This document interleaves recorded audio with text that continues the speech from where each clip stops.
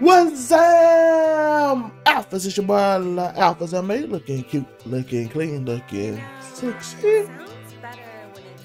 And this morning's been crazy. JPB boys are not back in business. Let's talk about it.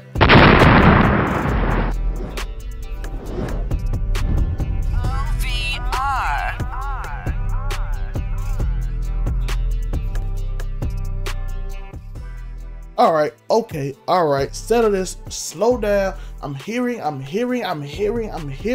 the JBB boys are not back in business. Matter of fact, I heard through the grapevine of a firing of Rory on the grapevine.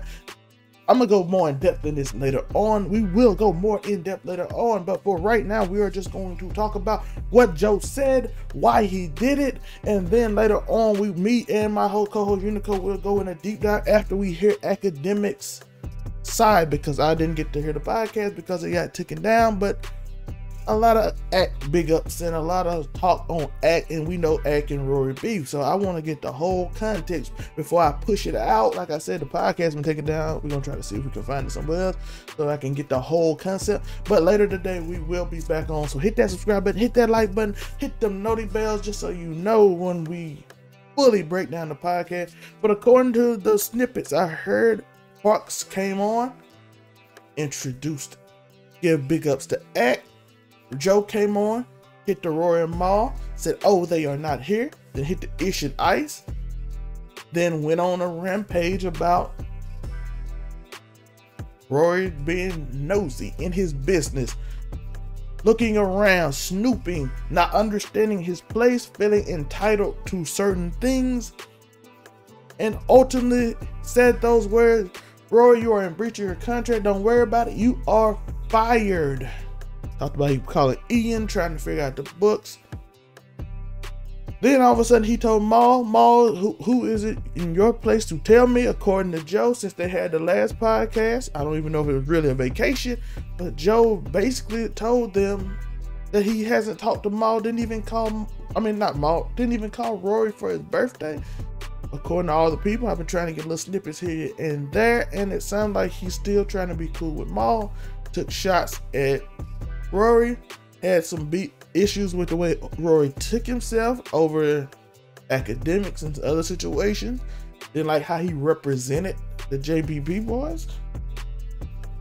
And basically came to the conclusion that he told them, I am the boss and you bring no value, and he will not employ people trying to sabotage him.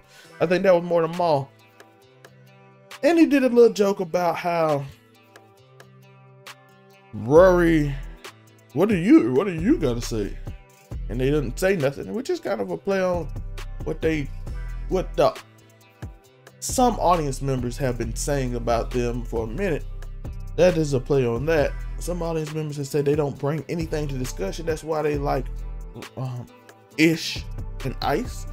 They bring more discussion, specifically Ish and Ice bring more of a different cultural aspect and has something, an opinion to say. Like people like when they called out Diddy. People liked when they did things like that. Whereas most time people feel like Mal is too cool to talk about. Like, I ain't gonna get in that. We don't resource. And then I just say when his cool whips that was kind of, they made him popular, let's be honest. That's why we like Mal. Man, that's crazy. Real, don't never negotiate your respect. You know what I mean? Some one-liners like that. That's basically what they always said the whole podcast. But people liked it, and then Rory and Joe joke on each other, and Mal joke, and then they'll tell a story, and Joe create a weird narrative, and that's how the podcast was big. And then so if you start feeling issues, you know, according to this same episode, Joe didn't tell Rory or anything about the books when they got the Spotify deal. He gave him a huge raise. That's when they got curious, started wanting to see more. Like, how much money are we actually getting? Are we getting paid equally or what we worth? All that stuff that typically happens. I hate to say this, but Ak was 100% right. You never let the employees see how much money they make because it becomes an issue. Or you don't never even hint at how much. And probably all the rumors of how much Joe turned down and all that stuff might have made them even more curious. Then they see the Patreon deal, like, how much you getting paid for this to settle for this? And all of them wrong in ways.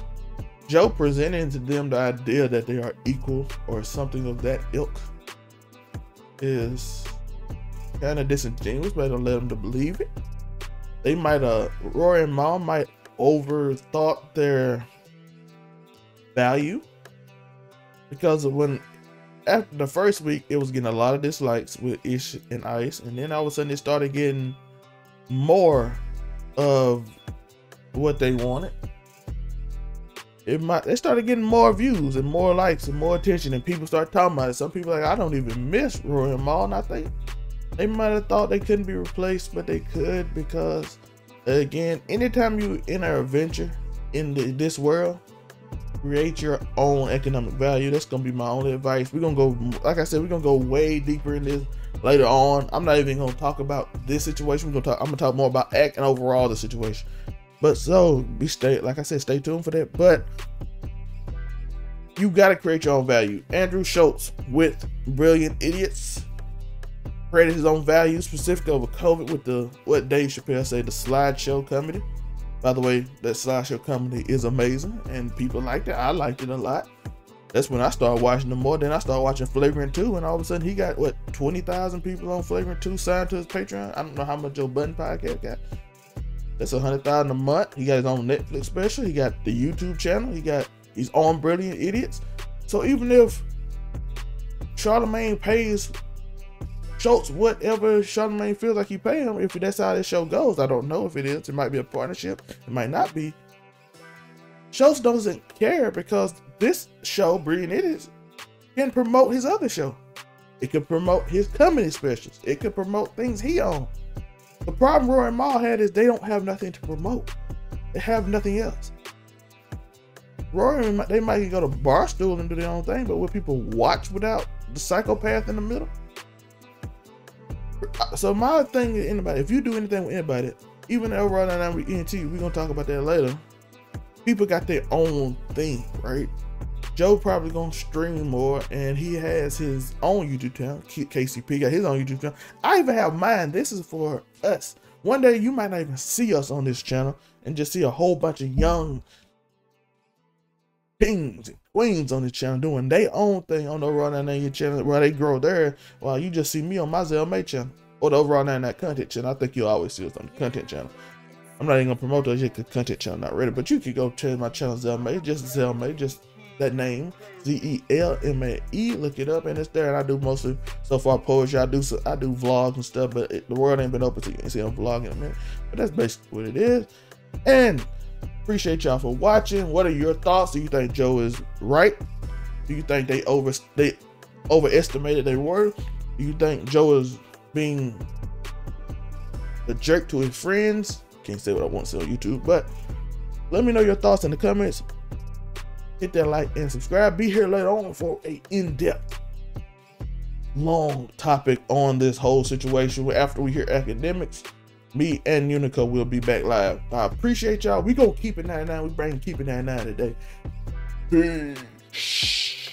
Fly right past, I've been running it up since last year.